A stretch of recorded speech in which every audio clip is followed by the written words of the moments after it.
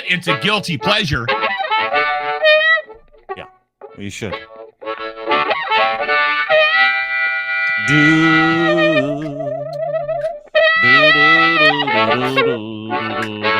Hi, everybody. Welcome back to the program. My name is Dean. Nice to see you. Good to be seen, as always. That's what we like to say. Hi. Nice to see you. I'm a fight with Lochlin right now. It's the stupidest fight ever. It's the dumbest fight in the history of like pre-podcast fights. Listen. You said you were getting into rhythm and blues, and to me, I said I'm a big R&B guy now, like old school R&B, and then we started talking about the rhythm portion, then we started talking about the blues portion. For all of you millennials and Gen Xers, R&B is rhythm and blues, and I'm a big blues guy, like huge blues, jazz, original jazz masters. Love that. It's like super calm. It keeps me calm. I put it on when I'm working during the day. It's one of those things.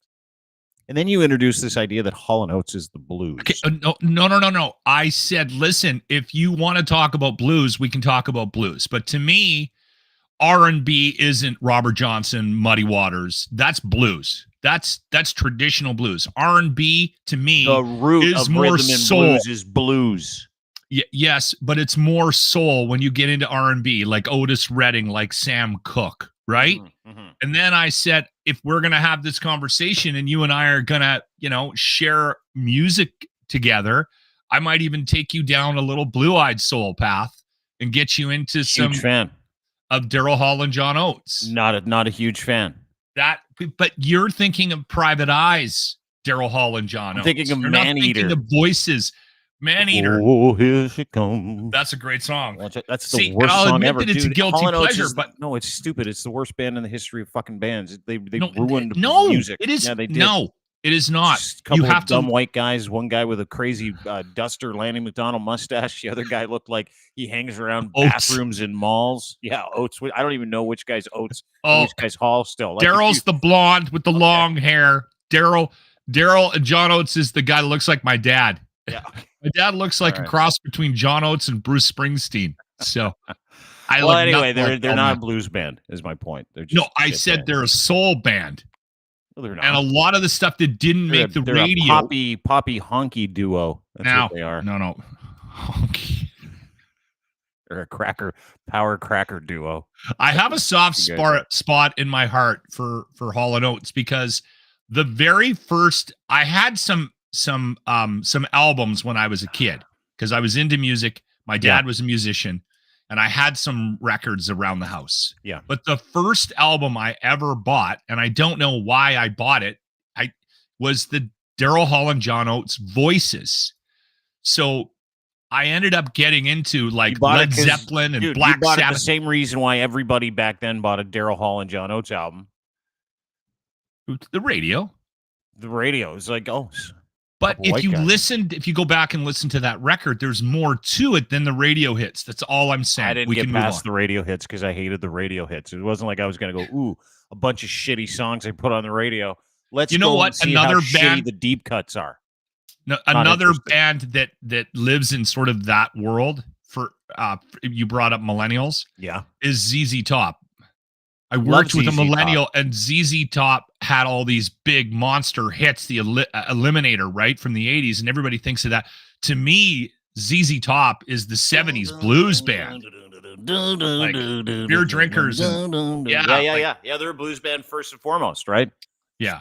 Okay. And then they just did the rock and roll on the side. Okay, what do you want to get to today? Because we got a bunch of stuff. We've got a popcorn bucket to get to. We've got some makeup to get to. We've got a Fleshlight story to get to. We've got a lot of things to get to today. Where do you want to start? Well, we'll bookend the podcast with a music discussion. Okay. So we just started with the Are we done with talking about getting you fired, or are you getting fired from your radio gig? We're moving on. I'm telling you. All right. I'm just the podcast is up today. Are you okay? You feeling all right? No, I've been good.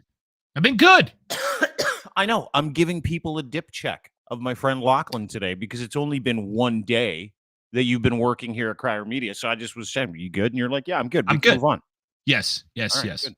You're good. I'm good. By the way, I'd like to highlight that my employment here is still an unpaid internship.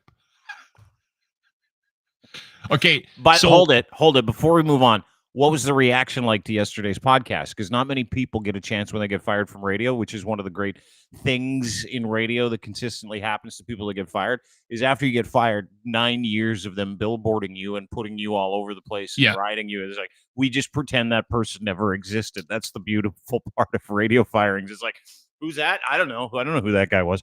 But have you gotten a lot of support? Lots of great notes from yesterday's podcast. That's the question. It was Monday's podcast. Today's Wednesday, so it's yes. The reaction has been unbelievable. Mm-hmm. There's people coming out of the woodwork that I haven't talked to in 100 years. I got a lot of comments from people from the industry that are still in it and have been fired. And we're very appreciative that somebody had the balls to step up and say what they're going through. It's difficult to do. I told you I wanted to move on. Okay, I'll do this quickly. Can't just pretend. Yeah, this is. You know why it's didn't difficult. Talk about getting fired for 45 minutes the other day, which is a follow up. That's all. You're doing great. Okay. Yeah, I'm doing great. I am. I'm excited about this next chapter in my life. Here's the problem with bitching about the broadcast industry. This is the greatest job in the world. There are people getting up every day and have for years, starting the truck, making a cup of coffee, and going to a miserable job where they actually have to work.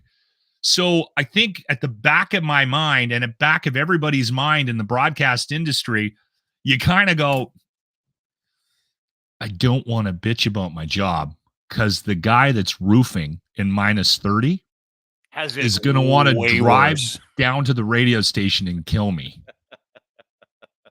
Right? But I think we handled it in a very diplomatic way. Yeah. And you know what? Something needs to change. And again, a lot of people are in agreement with me that are in the industry or have been in the industry in the past and have moved on to different things. I think there's enough good people left to change this cycle, this odd cycle that radio's in. And I don't know what it's going to take, but I have hope that something will happen, something positive will happen, because it's still a fantastic medium. It really is. Dude, I say that all the time to people. We work with a couple of different radio divisions. No, you shit all over the industry. I know. It's the best. It's because I'm not in it. But if you think about the functionality of it, so if you just triage what's left in traditional media, and then we'll move on. You've got television. When was the last time you watched cable TV? Other than a hockey game? Never. Who's watching anything on GEM? Nobody? CBC? No. Border Patrol? No. Murdoch Mysteries? Anybody watching that? I thought about signing up for GEM. Nobody watches television anymore. Like literally nobody. I don't watch the news anymore. Lots of people watch. No, they don't, television. Dude. I'm telling you, no, they don't. Then nobody watches television. Streaming far surpasses television watching. It's a fact. Yeah. Same thing with radio. Podcasting far surpasses anything you can get on a generalized signal where someone's trying to appeal to a whole bunch of different interests, because you can get anything you want in these interests to that point, right? So in the big scheme of things, you've made a great decision to not get back into the industry. However, to your point, lots of runway left for the only free medium that you can get. Radio is free, super free. The only problem it has is people don't put those things in your car anymore, right? So you're having a problem with technology at this point. You're having a problem. It's dead technology. It's a race against that, right? Correct. And radio has spent so much time knocking themselves down that I don't know if they'll recover with getting into the streaming side of like they're not unless they go after and start working with people who understand what's going on in this space. So good decision to be where everybody has to be in the next couple of years to actually get a job. And I knew this was coming with people. Yeah, you did 4 or 5 years ago. Yeah. Absolutely. Okay. So anyway, nice to see you. Glad you're here. Yes. Let's go through what we're going to discuss. We're going to talk about PeePee. I want to talk a little bit about, get an update on your lawsuit. Canada Brad lawsuit. Yep. Happy to do that. Yeah. There's a Dune popcorn bucket that's interesting that I'd like to have a discussion about. And I have a ministry story. Now, I've told this ministry story before, but there's an interesting wrinkle to it. Yeah. Let's save the ministry story for the end. Let's get to the Dune popcorn bucket. It's such a good story. We should wrap the podcast up with it. Yeah, the ministry story. Yeah, we will.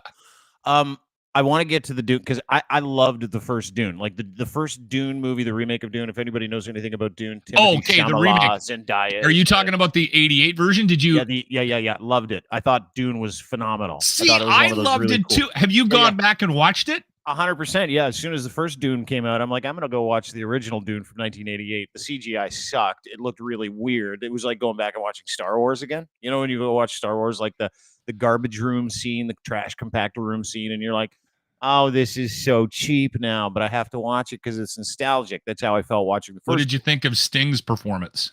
Terrible. Absolutely awful. So anyway, they've got real like actors. Jerry Seinfeld. Yeah, he really was. He was so deadpan, and you're like, I can't get used to this. He had a smirk on his face the whole time. He's like, I can't believe I'm doing this. I should be playing bass somewhere in a nightclub. So anyway, I went back and watched the original one. Loved the first part because there's Dune Part 1, Dune Part 2, if you know anything about the series, and Part 2 is coming out. So every time you put out a movie, you've got promotional items, right? So this promotional item is causing a stir. It's the Dune popcorn bucket. And the Dune popcorn bucket looks suspiciously like a sex toy. Okay, here it is. What would you do with that? It's ribbed for my pleasure. What do you think I'd do with that? And it's supposed to be after these sandworms, as you yes, I was trying to explain that to my wife. Yeah, they're supposed to be patterned after these sandworms, and you stick your hand in the sandworm mouth as you have you seen the memes? Oh yeah, dude, the memes are incredible. And there's this guy like Brooklyn Dad. Brooklyn Dad is a really great follow on Twitter. He's one of those super Democrats, and he loves to have fun with this shit. He's like getting ready to watch Dune Part 2 with the family. Got my special popcorn worm bucket. LOL. He knows what's up. See, the thing is, this is the problem with that thing. It looks like an anus. Yes, somebody is going to finish a bucket of popcorn, and they're going to do something horrible to that thing. They're going to turn it around and give it a someone's going to get caught having sex. Does anybody think about these things before? Somebody should have maybe had like a meeting. How does that get past? Hey, Karen, can you go get the rest of the office together? I want to show you something. Okay, everybody, this is our new promotional item for Dune Part 2. You know, nobody in that meeting stood up and went, any thoughts? Yeah. That looks like a Fleshlight / anus. See, like this exactly like one. It's the problem in the world that we live in, Dean. There's the problem in the world we live in is when I see an opening like this that's fashioned like that, every single warm-blooded person with a penis is going to look at that and go, I can stick the dick in there. I would like to. The thing is no one's honest in those marketing meetings. No, they're afraid for their fucking lives. So every single smart person in that meeting was like, whatever you do, don't say anything about it looking like a fleshlight or an asshole. Whatever you do, because we want to watch this go to market. It looks like the worms, right, everyone? Yeah. Let's make 1 million of them and punch them out across North America. Or they did it on purpose to help promote the movie. Is it even totally in theaters? Yeah, absolutely. Yeah, it is. It's in theaters now. I got to go see it this week. This guy uses he's like Shower Food Review 102. Gaz says this is a great shower thing because the horrible designs get your hands dirty, but you can wash it off between bites. They were sold out, so I got the display one under the heater, so the bristles were warm and moist. He says, he didn't do it. I mean, and then there's this one where you're like, okay, yeah, I know what she's doing. She's trying to tell us what that thing looks like. It looks like an asshole. I get it. It looks like an asshole. But some of the people on Reddit are having fun with it. This is the description from someone on Reddit. The teeth are made from a firm silicone, which gave me a lovely tickling and grabbing sensation at the time, allowing to tease myself to full hardness. This is a person just eating popcorn. Oh, my God. It was pretty tight around. Tight around the head. much more than I was expecting, but I felt a bit too thin to stimulate me entirely that way. The buttered popcorn surprisingly helped Pulling out of provide the the lid depth. Pulling out of the lid was probably the most pleasurable sensation. Had to be careful not to pull out too quickly or the lid would pop off. Oh my God. There you go. Anyway, just if you head to Dune 2, make sure you get the popcorn bucket. I think that's what everybody's saying here. You're gonna need it for popcorn and other Why things. do I want one? Same reason I want one. Because when I see it, I just laugh. It's like it's just laugh because there's so much I would that goes hate into to that. be working at a movie theater right now. Yeah. That staff is hearing it. I bet you there's a couple of places that just pulled it. Like, we can't. There's kids in here. Stop. Stop, Jerry.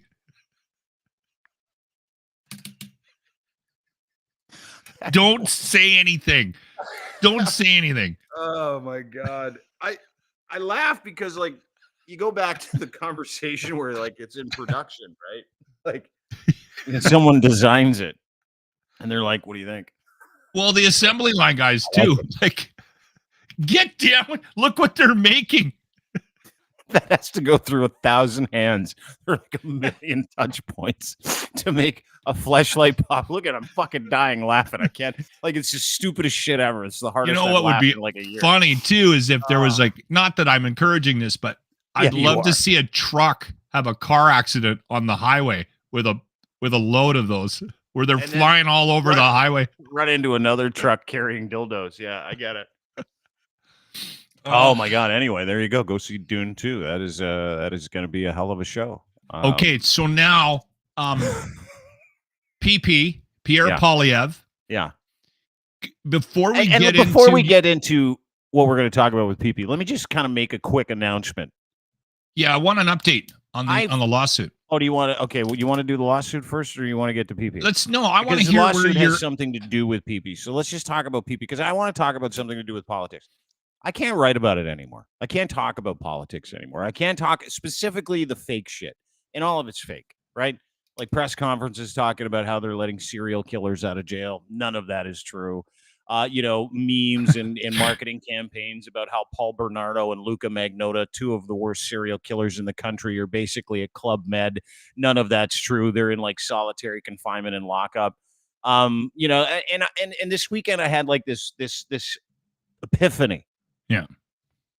I am so exhausted by the distraction theater that is involved in politics right now that I can see through it and I keep letting people know about it that I'm not going to do it anymore. I'm not going to like say, hey, everybody, this is a lie. Here's what because you can't fact check all these people fast enough to the point where it's like, I'm not going to put myself out emotionally or mentally for this bullshit anymore because I'm not in it to help people get elected. It's not why I'm here. It's not why I do content. So we're going to be pulling back from it and we're going to be mocking it from now on. We're going to be mocking the finer points of it.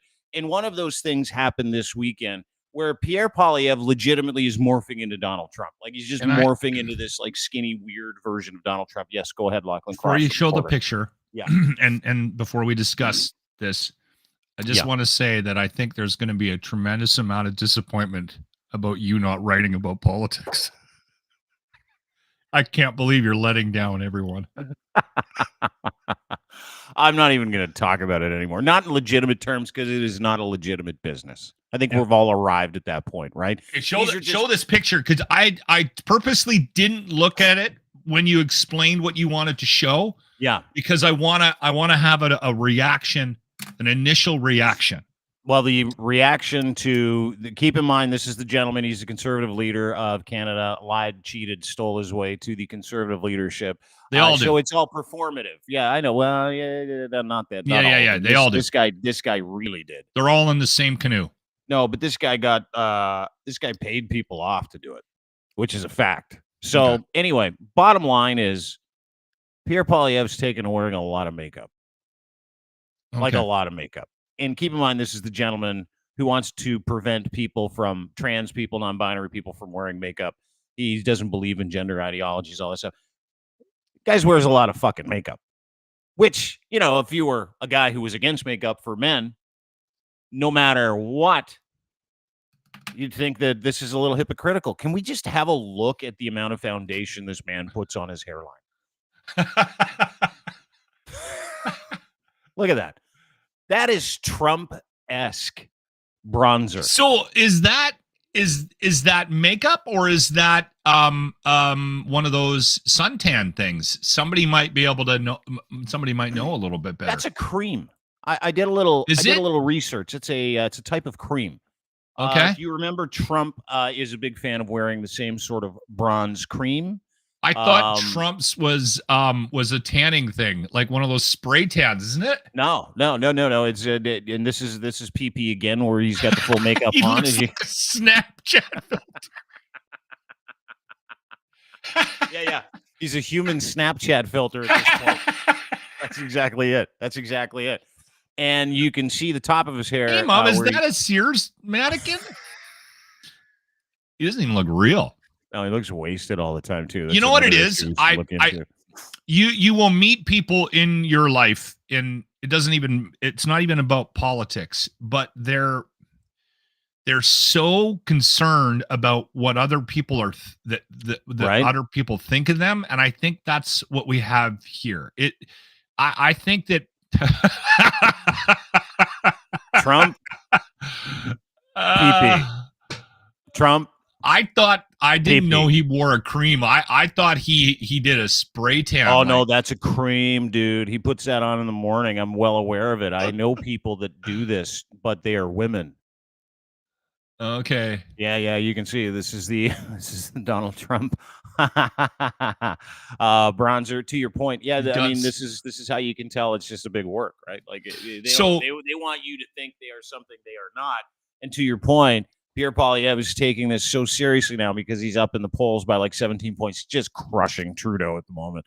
He's like, I got to keep the dream alive. I need people to think I am much better looking than I am. Well, I think there's that, honestly, Dean. And you know what? I think part of the problem in the world that we live in is that it actually is a thing.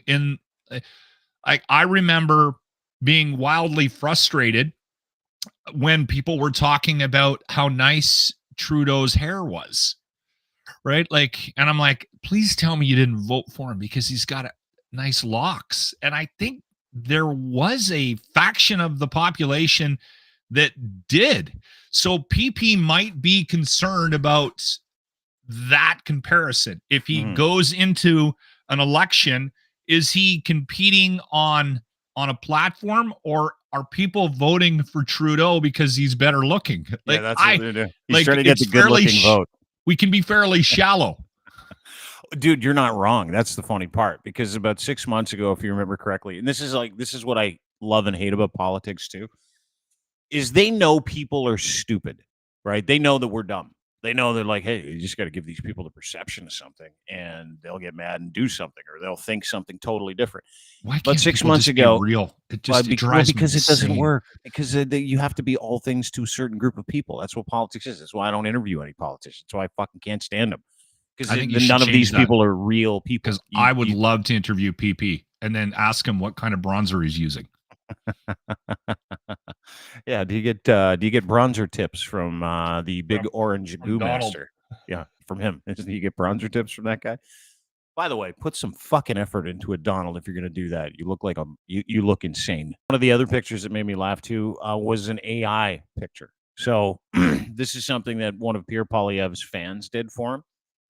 And he took this picture, and there's the before and after in the same shot. I'll show it to you. He took this picture that makes him legitimately look like Superman.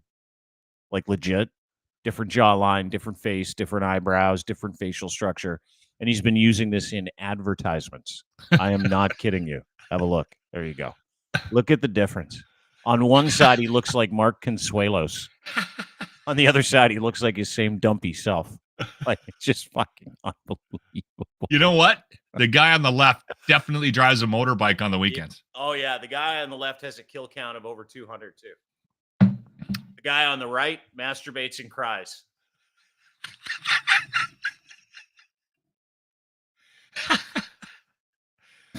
In the fetal position. He cries when he masturbates. He feels bad. He feels like he's done something untoward to the Lord because of the thoughts that he had to have in his head to actually bring himself to fruition. That's his problem. It is sad. Like, I mean, we don't have to berate the point. It is sad that we live in a world where the aesthetics, the outward appearance of somebody is more important than what they say and who they are. Yeah, and people will vote for that guy, right? You see it in the States, too. They're running around with Joe Biden and Donald Trump basically the same age. Everybody's like, Joe Biden's too old. It's like, Donald Trump's almost the same age. I will say this. Trump looks a little more virile than Biden. Biden's got that kind of walk like he's walking like he might fall. Yeah. Trump all the time. is oddly for his age, right? I don't know. Maybe it's the McDonald's. Okay, now let's get an update on your Canada Proud lawsuit. The old Canada Proud lawsuit? Yeah, because I haven't really heard you talk about it much. It's still a thing? It's still ongoing? Oh, yeah. Oh, dude, still mega ongoing. Okay. Yeah, so what was it, November? It was end of November we get sued by Canada Proud. And to understand what Canada Proud is, they do not represent Canada or its pride. It's a publication. Right. It is it is an online community created by a gentleman named Jeff Ballingall. Okay. Starts with Ontario Proud several years ago. They use Ontario Proud to curate a mailing list so that they can help Doug Ford get elected. Right. And so part of that system, part of what they do, and you got to keep in mind, Jeff Ballingall comes from a company called Navigator. Navigator literally gets paid to fuck people's reputations over or to salvage reputations. We don't need to get into it, but you have a relationship with Navigator. Yeah. They got paid to pay me as a total homophobe about 10 years ago. Yeah. And Jeff Ballingall was one of the guys on that file, so he's familiar with it. So we take great pride in telling you the truth about people like Pierre Poilievre. His lies, da-da-da-da-da, conservative lies, da-da-da-da-da, Maple MAGA, da-da-da-da-da. Yep, exactly.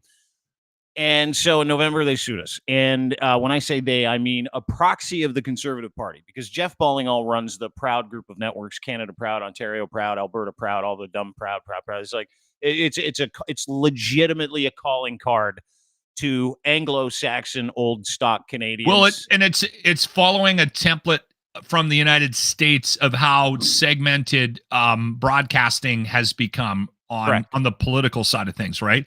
There's a left-wing, version of politics, and then there's a right-wing version of politics. Sadly, and it's grown over the years, and it's eking its way into the Canadian system as well. Yeah, the same model. Not as predominant, but let's just create this website. Let's tell people we're reporters. Let's tell people we're a media company that just really believes that this person is better for Canada than the other person. Side. Correct. However, they're paid for that by those sides, right? So in the case of Canada Proud, they're owned by a company called Mobilize Media. The owner of that company is a guy named Jeff Ballingall. So they get paid massive sums of money by the Conservative Party of Canada, Doug Ford's Conservative Party, the UCP, and Saskatchewan government. These are all very hardline conservative. How do you know this? Because I know the people that do all the business with these people. So and we're balls deep in a lawsuit. So we've had to do a bunch of research. We've also talked to a bunch of people that have done business with these guys. We also have a bunch of their vendors on the line. We've subpoenaed some people. So effectively, we're going to go head to head. Canada Proud and they sued us because I alleged that they help organize anti-Trudeau sentiment that culminates in the mobbing of this man, which we've seen several times. And they waited 6 months, didn't have a problem with it, and then sent us a lawsuit the week that we started hammering Pierre for making up lies about terror attacks that weren't terror attacks, et cetera, et cetera. So, because he's a compulsive liar. And these gentlemen at Canada Proud are paid to make his compulsive lies look like semblance of the truth. It's called fear porn, rage farming. That's what Canada Proud does. If you remember over Christmas, they sent out a note saying, Justin Trudeau took a bribe in Turks and Caicos. You remember that? Justin Trudeau got a bribe. This is what they do. Didn't he? No, he went on a Christmas vacation. That's what he did at a friend's place who paid for your accommodations. Anyway, doesn't matter. Long story short, their entire mission on their website, Canada Proud, is to I usually believe Justin. anything negative about Justin Trudeau, so I might be their target Like audience. He's Castro's dad. Yeah. Like What's he's the Castro's link? son. So anyway, come on, you don't believe that? Because we went after Pierre Poilievre, because we went after him, and because they are the proxy, the official media partner of Pierre Poilievre, and because Pierre Poilievre cannot sue private citizens, these guys sued us. Okay. They sued us for the maximum allowable in Ontario Supreme Court, which is $200,000. Didn't they offer to drop it if you would stop talking about PeePee? They didn't offer to drop it. They wanted it to conclude as fast as possible because we have a healthy GoFundMe to fight them legally, and we also don't give a shit because we know we're right. So now that GoFundMe, where is it at? GoFundMe is at $41,000. I can't believe that. And we need to get to 50. This is a fact. Like, I mean, because here's the thing. What we're not doing is we're not just fighting this lawsuit and defending ourselves. We have a counterclaim, and this is kind of the news that I wanted to share. The counterclaim says, no. We know what you do, and we can prove it. And you coming after us is frivolous. So we happen to think there might be a class action lawsuit here now because we've had so many people come up to us and say, we've been threatened by these people. Because keep in mind, Canada Proud, literally, if anybody had an issue with any of their shit that they put out together, they would send lawyers on Twitter to say, delete this or we're going to sue you. Delete this or we're going to sue you. Yeah. Delete this or we're going to sue you. We're going to come after you. Like literally hundreds and hundreds and hundreds of threats. And then finally they sued us. And so the whole goal for this organization is to damage, threaten other people in order who take to issue suppress exactly what they view as checking of any of the shit that they put out on behalf of their client, which they're exclusively paid for, right? They are literally paid to attack Canadian citizens, private citizens. They're literally paid to attack the reputation of individuals in this country, whether they be private citizens, media outlets, whether they be prime ministers or people in cabinet. And these are the people that continually come up with and gin up these ideas that Canada sucks. Canada's broken. These are the same people that put out all of the Pierre Poilievre doesn't like serial killers and Justin Trudeau does, and they're all playing hockey at Club Fed. Like, this is the same people. It's all a lie. These are all distractions. And so when we point that out, and they come after us and sue us for $200,000. And the other part of this thing, which is fascinating, is there's an injunction that they're asking for that prevents me from talking about them at all. That's what they want. So they want money because they say I embarrass them by telling the truth about them. And they also want an injunction that prevents me from talking about them. These people get paid. That money that they're using to sue us, to silence us, to threaten hundreds of people online comes from conservative donors in the Conservative Party of Canada into Jeff Ballingall's bank account. And then he pays lawyers to do this for who? For everybody else. And so our GoFundMe is healthy for sure, but we need more. And the reason why we need more is because we're not just defending this lawsuit. We're going to turn this lawsuit around. So in the description of this podcast, you can go and donate to our GoFundMe. We would love to get to 50, maybe even to 60. Our goal was 50. We're almost there. And I couldn't be more grateful for the help that people have been. We partner with Canadians on this because disinformation is the biggest issue that we have. Yes. And it continues to drive people crazy. It continues to drive people to punch their neighbors in the face and do dumb shit. So we would like to not just counterclaim against Canada Proud. We want to go to the source. We want to know where Canada Proud gets their money. We want to get to discovery. So if we can do that and people can continue to help us, support us by donating and sharing the link for our GoFundMe, we're going to be able to kind of get to the bottom of how disinformation and the network of disinformation in this country continually goes to benefit one group of people. Because really, dude, I want to know how it works. That's my goal. I've two questions about this. Okay. Yeah. And I don't know if you're going to be able to answer the first one. Did David Parker substantiate any of your theories here about this Canada Proud organization? I would say we have a lot of help from a lot of different people. That's what I leave it at say. that. Okay, here's another question. Yeah. Okay. By the way, I'd also like to point out that the left does this in a different, but also does something similar to sort of control the narrative. All political parties do this. This is the battle you're in, and I appreciate the battle you're in. But I also have a question about the money for the GoFundMe. Yeah. Let's say I took a couple of days off and flew to Toronto and hung out with you for a weekend. Would you be able to dip into the GoFundMe and like take me to the brass rail? No. Okay, just drinks, the keg. No. Let's go to the keg. No. This is All money right. meant to get people like all right. legitimately the information they want about disinformation in this country. I'm so That's what we're glad doing. you've decided not to talk about or write about politics anymore. I'm not gonna. I'm just dealing Okay, with let it me with tell me. you my ministry story, and then we can wrap up. All right. So Yeah, you because know you said you're thinking of going to ministry tonight. Is that correct? I'm going to ministry tonight. You are? I've decided to, and this is why. Okay, so I've had a bad ministry experience, dude. I don't know. Let's tell the little story. I have not been able to listen to ministry since 1992. Now, I'm not a big drug guy. You know that. Yeah. When I was 22 years old, I was in Vancouver. I was going to radio school. And a friend of mine said, "Hey, we're going to Lollapalooza at Thunderbird Stadium this weekend, and I'm wondering if you want to go." And I looked at the lineup, and there was a couple of bands in there that I knew. I wasn't a big, I didn't know a lot about grunge. I knew a little bit about it, but I was like, yeah, I love live music. Let's go. So it's a beautiful day. We park our car. We're walking to the venue, and a guy puts his hand out, and he says, "Hey, do you guys want to drop acid?" And I'm like,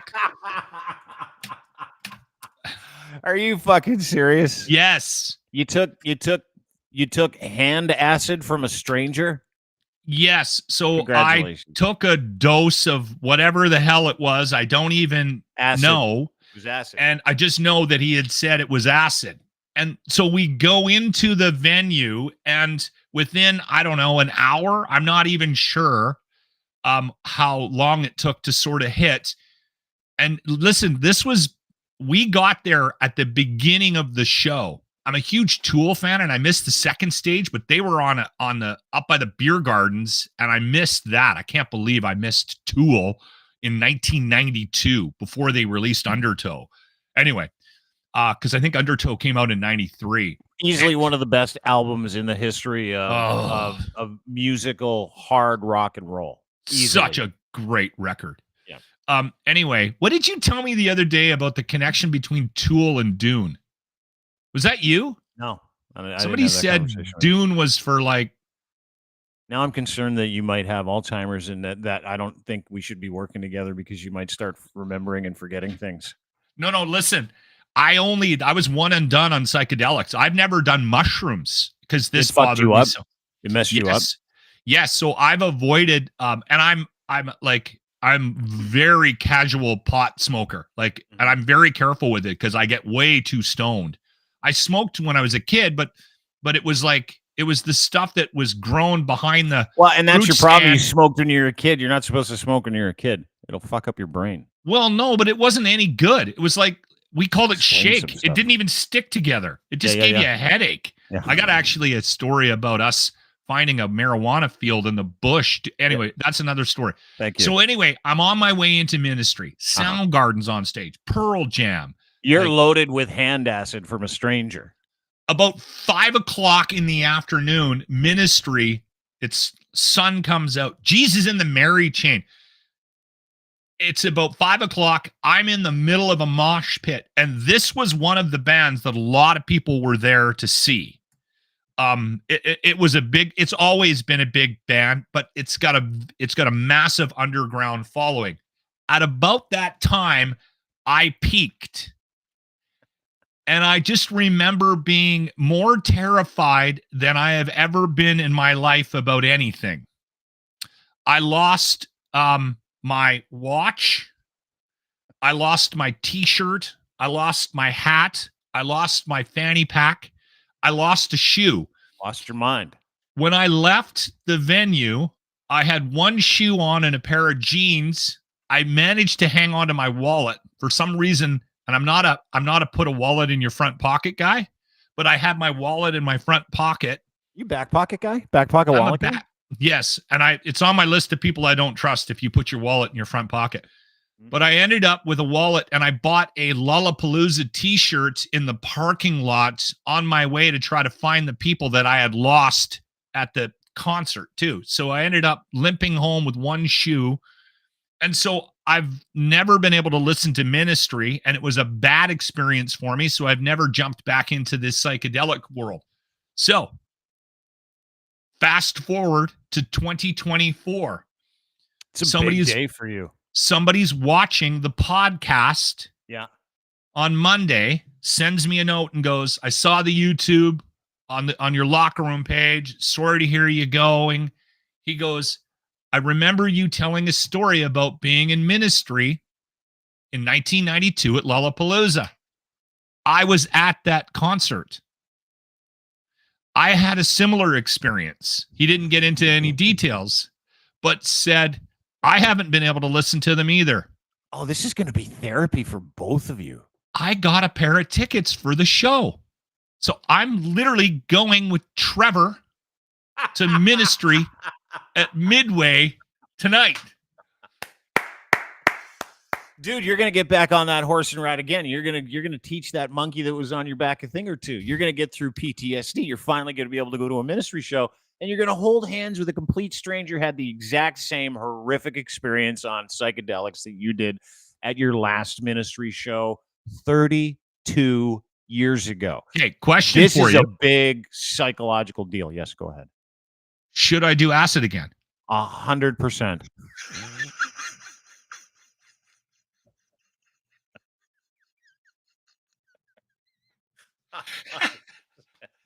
And I want a full fucking. Oh, I lost my headphones. And I want a full fucking report tomorrow morning. I want to see you petrified in front of me on a screen tomorrow morning, asking me whether or not this ends soon or should you kill yourself. How did it go, Locke? Good. I told you you'd appreciate it. I wasn't going to go. I told him no at first. And he goes, man, I think you should rethink it. You should, dude. This is therapeutic for you. You've got PTE. Absolutely. You haven't gone to a Ministry show for 32 years because you dropped acid the last time you went and had a terrible experience. I am not even kidding. Life after a couple of times in the last 30 years, Ministry, I've heard Ministry. Yeah. And I literally have my skin starts crawling. I swear to God. It's like that tequila experience everybody has. You had it with acid at a Ministry show. But when you're like 16, you're like, I'm going to hammer like half a bottle of tequila, see what happens. And you never drink tequila again because the smell of it makes you want to retch because it's ruined your brain. Right? Yeah, same thing. I have the same thing with tequila. Same thing. Yeah, I'm excited for how you react tonight. You have to draw. Is Trevor bringing acid? Do you get more stranger? I've met acid? Trevor, and Trevor is the type of guy that may have made a batch of acid in his garage on the weekend. So he didn't say. But I think we went through two different paths in life. I stopped doing it. I think Trevor may have continued to do it and actually learned how to make it himself. He's an interesting duck. All right. Have fun tonight. At Ministry, Lochlin. I'm wading into some very interesting waters this evening. I want to know. How it goes. Lochlin Cross. At Lochlin Cross is where you can find him on Twitter. You can also subscribe to his YouTube channel, The Locker Room. And the Locker Room merch page right now has Save Lochlin Cross t-shirts available for purchase, correct? Yes. Oddly, people are buying them, which I find a great deal of humor in. So I appreciate it because that goes to Beer Fund. Yeah. Also, the Dean Blundell merch page is back up and running. And you mentioned Doug Ford. Remember the Fuck You, Doug shirts? Yeah. Fuck you, Doug. Are they back? Those are up there. I'm going to sell some of those today. Yeah. I'll send you the link. Okay. Right. And then you can post it. All right. Look forward to it. Thanks, buddy. Don't forget, you can get everything we do at Crier Media. That's where you can find my friend Lochlin Cross at Lochlin Cross on Twitter. I should update my bio on the webpage. I think it says I'm still employed. No, not employed. He got fired. Love the product placement today too. Nice hat. There you go. Ardent Roofing Systems. It's a good guy.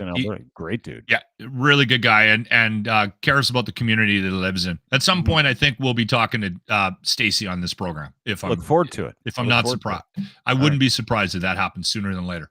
Okay, brother. Okay, buddy. We'll talk to you soon. Lochlin Cross. He is the host of the Locker Room merch page. You can go and get the Save Lochlin Cross t-shirts. Really cool shirts. Really nice. You'll love them. Thank everybody for being part of the show. Really appreciate it. I want to thank our partners and friends, specifically at Fact Check. Disinformation Killer is coming. It is software that is unbeatable. It checks the epistemology of social media.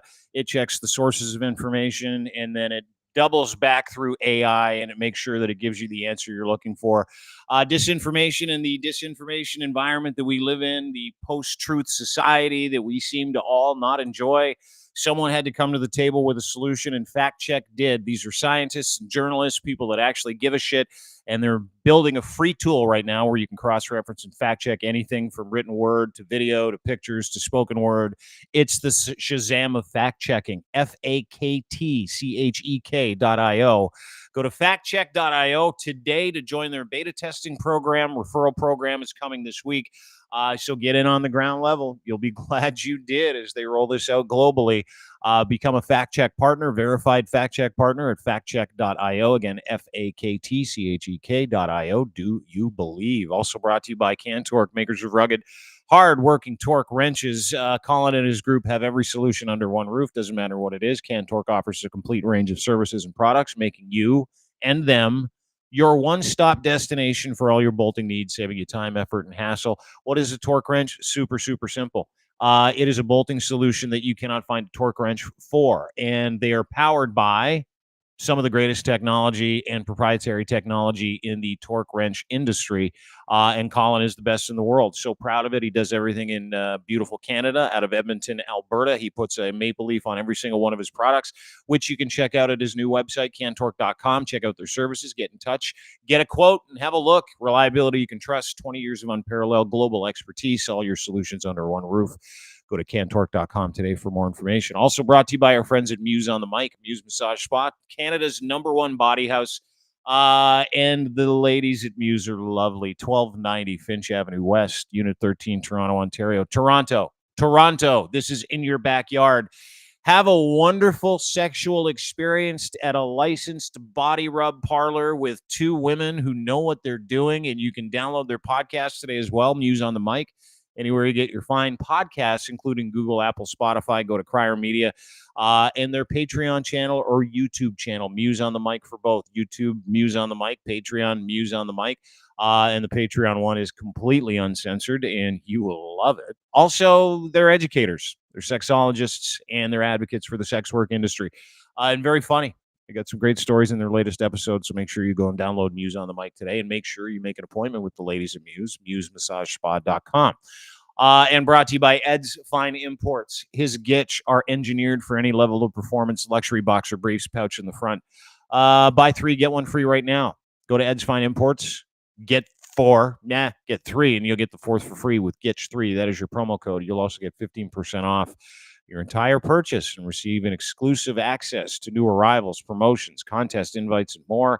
Bunch of different colors. Honest to God, I cannot stress this enough. A great underwear, if you have one, is one that you have forever. You don't switch. Guys, you know this. You've got your brand. You know what you do. Make this your brand. I guarantee you won't switch. Boxer briefs, pouch in the front, everyday level of performance. Barely there, super soft, moisture wicking fabric. Gitch 3 is your promo code. That'll give you a free pair of underwear when you buy 3 or more, a bunch of different colors. edsfineimports.com. Have a great day, everybody. Appreciate you joining us for the program. Alex De Rebeckoff up next. Donald J. Robertson up next. Stoic author, philosopher. So stay with us. Tell everybody where you can get your podcast, The Dean Blundell Show on YouTube, Crier Media's YouTube channel as well. Go and download, subscribe, Google, Apple, Spotify, etc. And find us everything we do at Crier Media, crier.co. Have a great day. See you tomorrow. Bye.